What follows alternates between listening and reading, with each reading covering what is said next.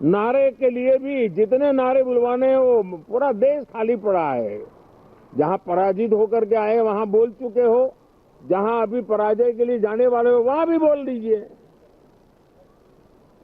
लेकिन यहां तो नारे नहीं, नीति पर बल देना चाहिए और वो आपकी नियत होनी चाहिए।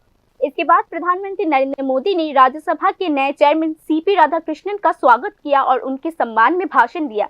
इसी बीच विपक्ष के नेता और कांग्रेस अध्यक्ष मल्लिकार्जुन खड़गे ने भी चेयरमैन का स्वागत किया। हालांकि उन्होंने पूर्व चेयरमैन जगदीप धनखड़ के अचानक इस्तीफे पर सवाल उठाया। कांग्रेस अध्यक्ष मल्लिकार्जुन खड़गे ने प्रधानमंत्री की मौजूदगी में कहा, दुर्भाग्य से संसद को पूर्व स्पीकर को विदाई देने का मौका नहीं मिला।